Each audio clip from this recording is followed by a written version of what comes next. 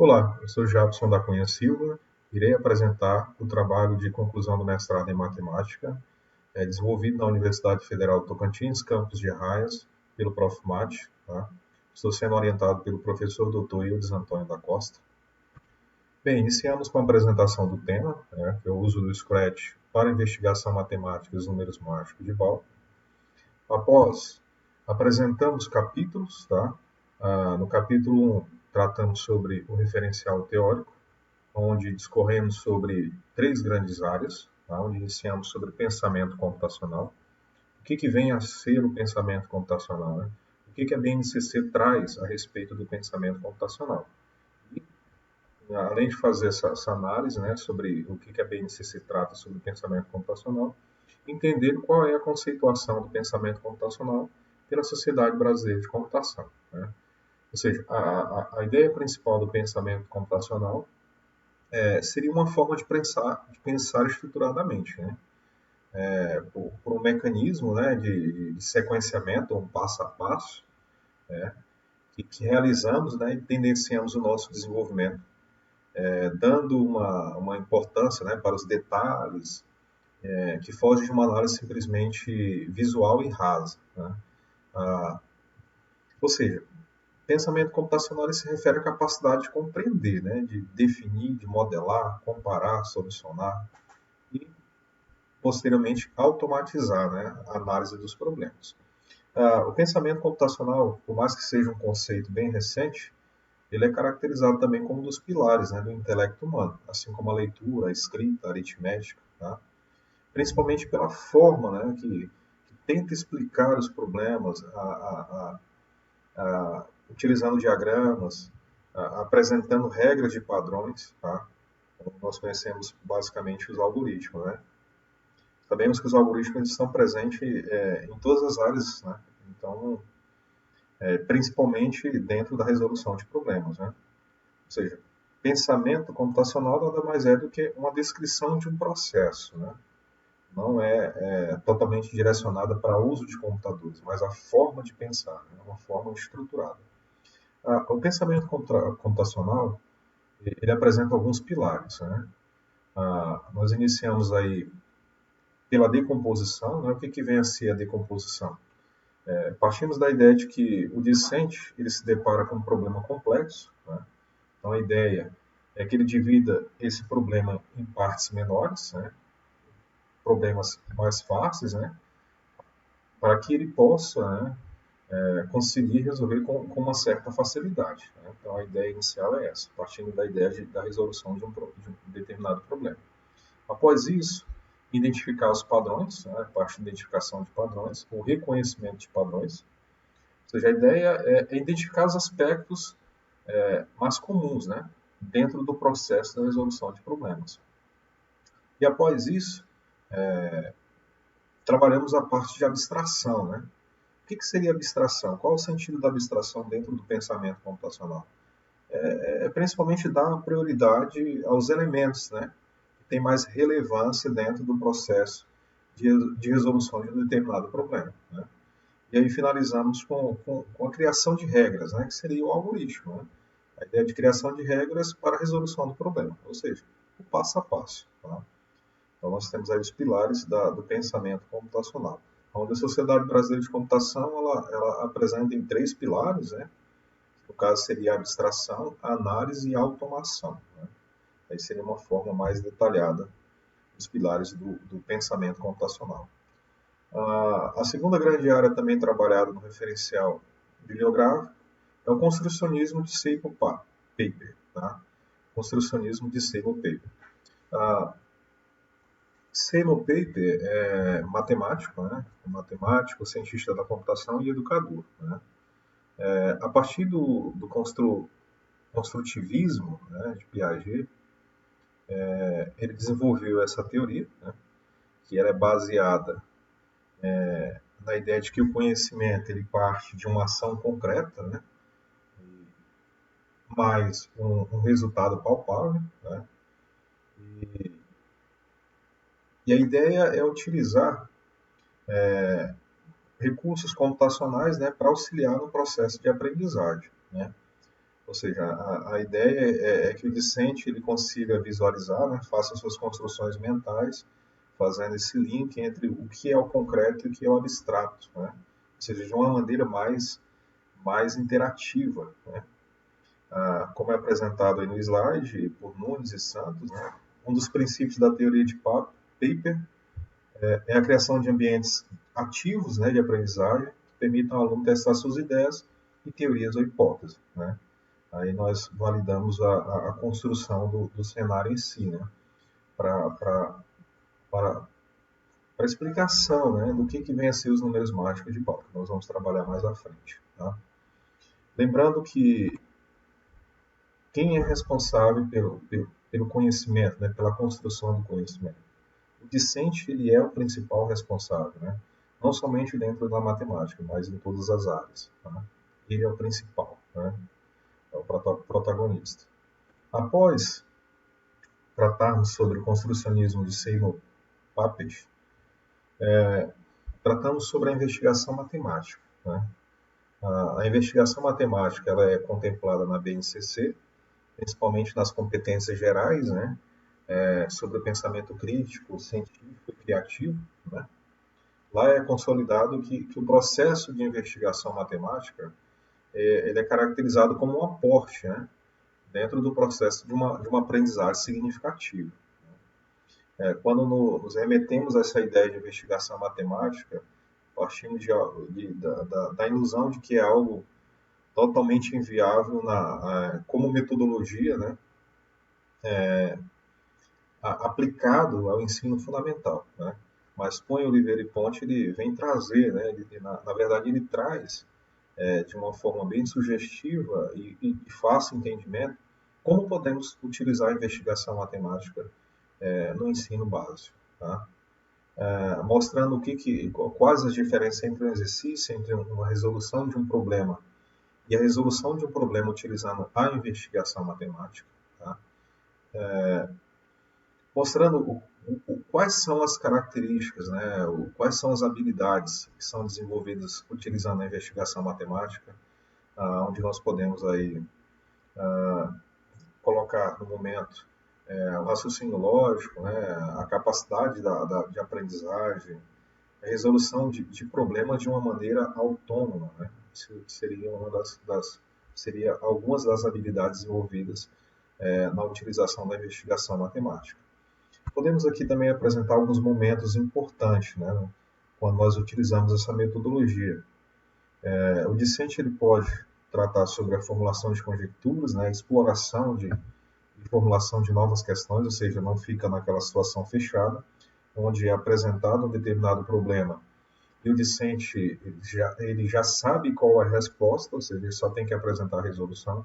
Mas aqui partimos da ideia de que o processo de resolução ele tem mais importância do que o resultado final, porque na verdade naquele momento pode ser explorado algumas propriedades a respeito do problema inicial, do problema norteador, né? E podemos chegar a um conjunto de soluções, né? Não simplesmente uma solução fechada. Então, isso seria uma das características positivas de trabalhar com a investigação matemática. Tá? Também trata sobre a organização de dados, que é algo importante, que é apresentado dentro do pensamento computacional, né? Reformular as questões, fazer refinamento de conjectura, ou seja, a parte de validações, o que vem dentro de tudo que foi explorado a partir de um problema norteador. O que é interessante, né? Que seria a parte do refinamento, né? Da abstração em si, das soluções possíveis para o problema inicial. E após essas validações, nós podemos melhorar, né? Ou criar novos problemas, tá? A partir de todo esse processo que é caracterizado como um processo cíclico, né? Onde, como por exemplo, nesse trabalho nós partimos de um problema norteador, né? O problema norteador são os números mágicos de Paul. A ideia é utilizar a metodologia de investigação matemática, né? Só que com auxílio, né? Partindo do construcionismo de Seymour Papert, né? Com auxílio de um cenário, né? Um cenário dinâmico, né? A partir desse cenário dinâmico, o professor desempenha um papel crucial, importante, né? Ele torna-se um intermediador, né, um moderador, pode iniciar com a explicação a partir de um exemplo inicial, e a partir desse exemplo inicia-se as indagações, né? E dessas indagações, os discentes começam a construir suas conjecturas, né, sobre o problema inicial. Para a validação e refinamento dessas conjecturas, nós podemos utilizar de novo o cenário desenvolvido pelo Scratch, né? E a partir desses testes e validações, podemos chegar a um consenso a respeito de uma determinada solução ou um conjunto de soluções, né? E a partir daí, analisar se é coerente com o problema proposto, né? Ou então fazer melhorar o problema inicial, né? E analisar novas propriedades a respeito desse problema. Tá? Então, isso seria um processo cíclico, né? A respeito da utilização da investigação matemática como metodologia de ensino. Né? No capítulo 2, aí partimos para uma trajetória histórica, né, do que vem a ser o que vem a ser o número, né, partindo da ideia da contagem, da necessidade, né, o que nós temos a necessidade de quantificar, né, como é apresentado por Rock, né, no livro História da Matemática, e os pastores, né, eles faziam a contagem, né, quantificavam os seus rebanhos, fazendo associação com outros objetos, como por exemplo a pedra. Né? Mais à frente, conseguiram, né, entender que um processo mais prático, né, que é associar com algumas marcas, né, escritas na argila, né, e daí, segundo a referência que nós utilizamos, né, dá início à origem dos números. Né. É interessante tratar sobre a contagem, sobre o conceito de número, porque mais à frente nós tratamos de algumas ferramentas da teoria dos números. Tá? Para nós, torna-se uma ferramenta no desenvolvimento do cenário, onde nós utilizamos a divisão euclidiana, o sistema de numeração posicional e a congruência como ferramenta no desenvolvimento do cenário. Tá? Mais à frente eu vou abordar melhor sobre esse tópico. Então, se nós estamos tratando sobre os números mágicos de Ball, é interessante entendermos, né, o algoritmo que gera esse tipo de número. Tá? Então, os passos. Nós temos aqui um algoritmo sintetizado, né? Foi sintetizado pelo professor Ildes. Tá?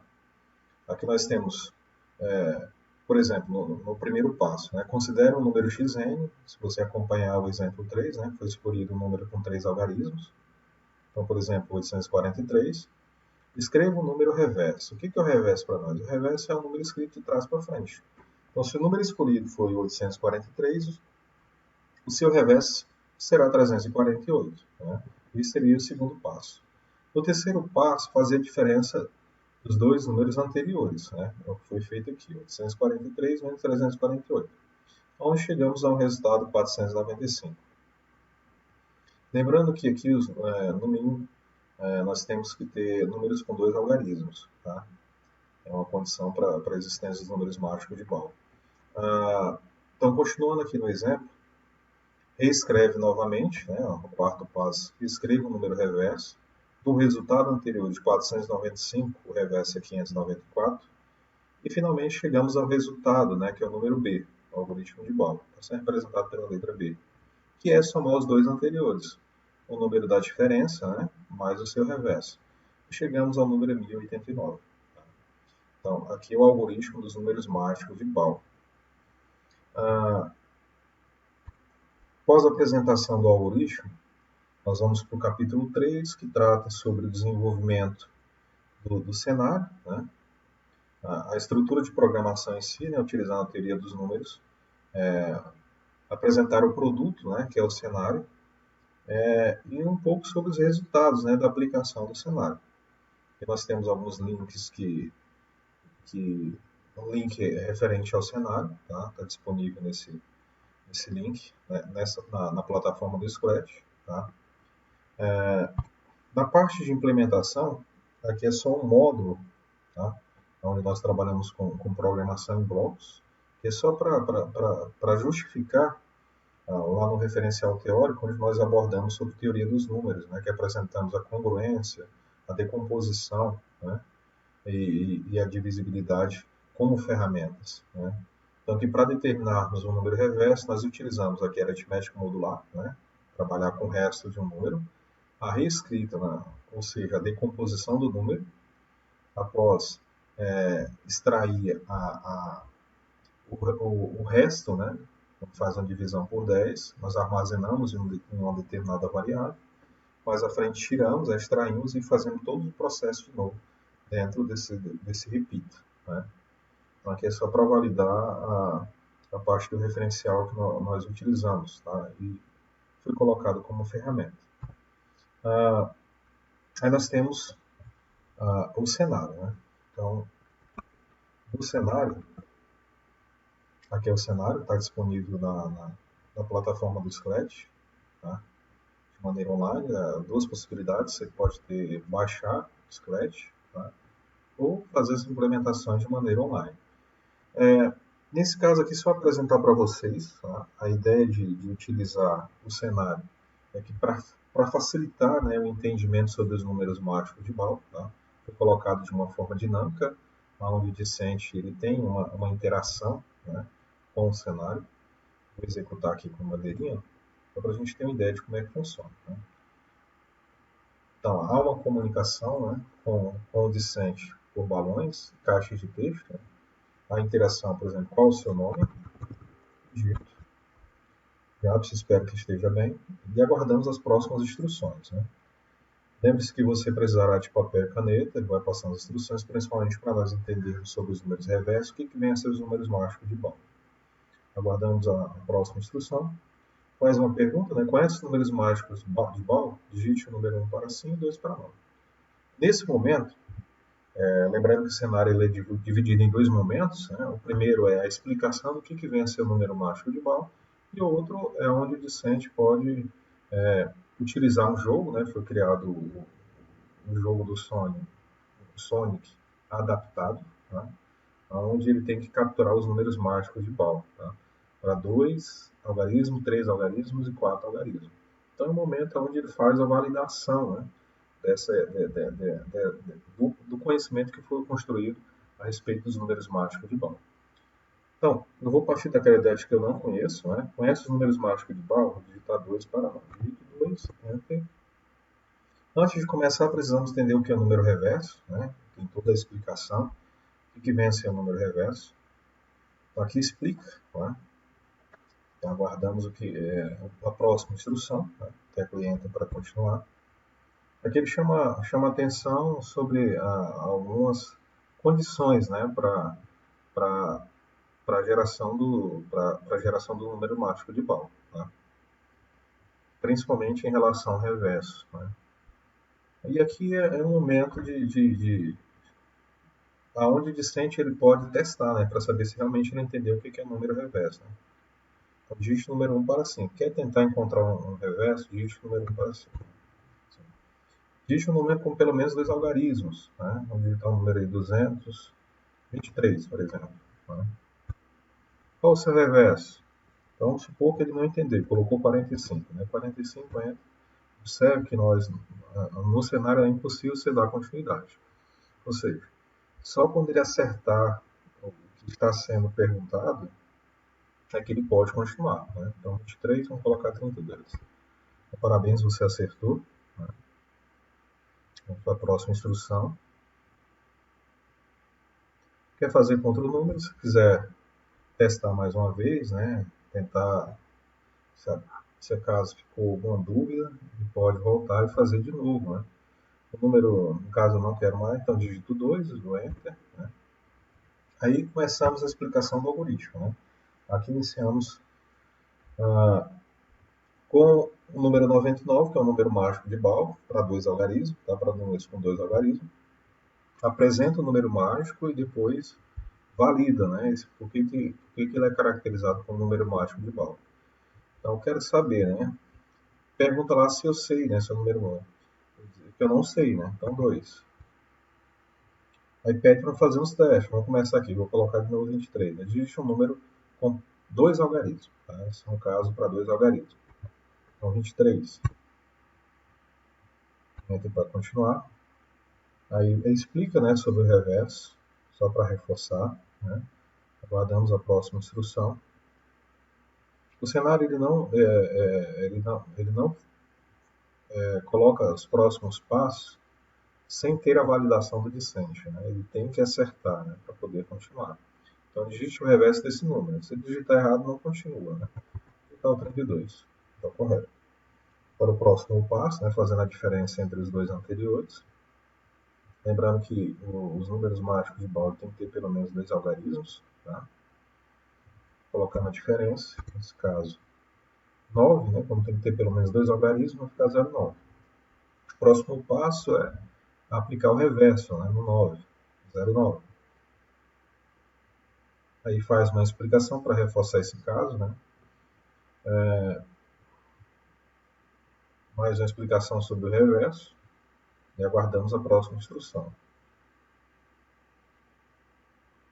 Digitando o reverso de 0,9 vai ficar 90. Né? Agora adicionamos, né, para determinar o número B, que representa o número mágico igual. 9 com 90, 99. Né? Guardamos 99. Então, o número mágico de Ball, como foi colocado inicialmente, é 99. Ou seja, qualquer número com dois algarismos, tá? Que a diferença entre esse número e seu reverso seja diferente de zero, sempre o resultado vai dar 99. Né? Aí pergunta se quer tentar com outro número, né? Só para garantir que realmente vai ser 99. Afirma, né, que o resultado sempre vai ser 99. Como eu não quero testar o outro, nós podemos ir para o próximo passo. Né? Digitar 2. Aí vai para o mesmo algoritmo, só que agora para três algarismos. Tá? Vai ser agora feito para três algarismos. Então, os mesmos passos, tá? Teste de reverso de novo, tá? Só que o número mágico para três algarismos ele muda. Né? Então, essa é a ideia do primeiro momento do cenário. Né? Vamos para o segundo momento. Então, esse é o cenário que foi desenvolvido. Né? O primeiro momento do cenário. O segundo é o jogo do Sonic, né? Que é um jogo adaptado para capturar os números mágicos de Ball. Então, a ideia é, dentro de um cenário, né, desse ambiente, que é, na verdade, dividido em três ambientes, existem vários números, né, os números que são caracterizados como números incorretos e os números mágicos de Ball. A ideia é que o Sonic capture todos os números mágicos de Ball. Né? E caso os números capturados chegaram a uma quantidade, por exemplo, maior que 3, o jogo ele dá game over. Né? Tem que começar e fazer tudo de novo. Então, a ideia é incentivar, né? Validar o conhecimento que ele adquiriu no primeiro momento do cenário. Né? Apresentando aqui o cenário. Então, eu vou fazer a movimentação utilizando as setas direcionais do teclado, tá? E a tecla de espaço. E no momento eu vou fazer só uma movimentação por causa do áudio do jogo. Tá? Então, iniciamos com a bandeira.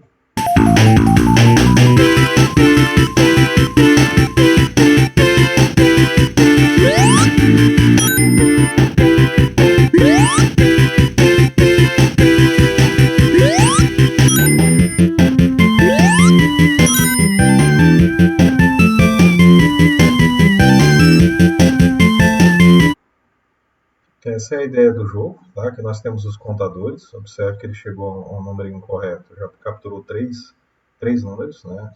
Caso ele capture mais um número, dá game over. Tá? E a ideia é que ele capture todos os números mágicos que aparecem nesses três ambientes, tá, do jogo. Essa é a ideia principal do jogo.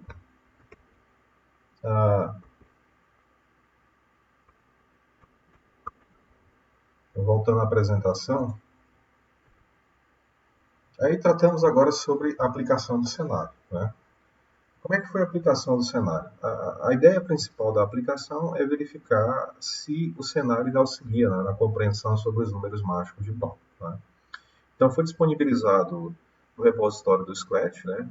Foi disponibilizado para as escolas os links, né, para que os discentes tenham acesso ao cenário. Né? Foi confeccionado também um vídeo explicativo sobre a utilização do cenário, né? Algumas orientações a respeito do jogo. Tá?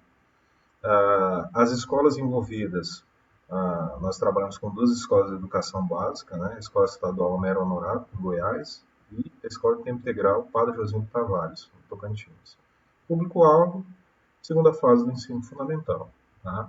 Então, como foi colocado, a finalidade era verificar se o cenário auxiliava no desenvolvimento, na compreensão, tá, dos números mágicos de Baum, pelos resultados que foi apresentado no trabalho. Os resultados foram satisfatórios, né? Os alunos eles conseguem compreender e até, de certa forma, através de um questionário, né, nós conseguimos chegar a essas conclusões, que dentro da metodologia foi disponibilizamos por 3 dias, né, para que eles tenham acesso ao cenário, e no quarto dia foi disponibilizado um questionário, uma enquete, onde tratava sobre os passos do algoritmo, sobre as exceções para gerar os reversos, para gerar o número mágico de Baum, né, e alguns padrões que poderiam ser percebidos, né, diante da explicação. Tá? Então, os resultados eles foram satisfatórios dentro do foco da aplicação do nosso cenário. Tá? Após isso, capítulo 3, nós vamos para as considerações, tá? Onde peço licença para vocês para falar, para ler, né, a respeito das considerações a respeito do uso do Scratch, né, como ferramenta de preparação de objetos matemáticos, né, de estudo. Ele proporciona uma alternativa de ensino, uma dinâmica de possibilidades na construção do saber, pois tem uma característica de uma nova forma, né, de aprender, que predomina no início da elaboração e construção do objeto, né? Acompanha ou realizada pelo docente a sua execução e utilização por estudantes e demais usuários da plataforma Scratch. Né? Sobre a investigação matemática, contemplada como metodologia de ensino, né, ela desperta no discente a curiosidade, o desejo de entender e resolver de forma autônoma, delinear novas propostas na investigação, né, que vislumbra-se não apenas com objeto de estudo, mas com um conjunto de saberes, né, que mostra padrões que precisam ser entendidos. Essas são as considerações diante do que foi proposto, né, no desenvolvimento da pesquisa. Mais à frente nós temos as referências, tá, que nós utilizamos para o desenvolvimento dessa pesquisa. Mais, obrigado a todos pela atenção.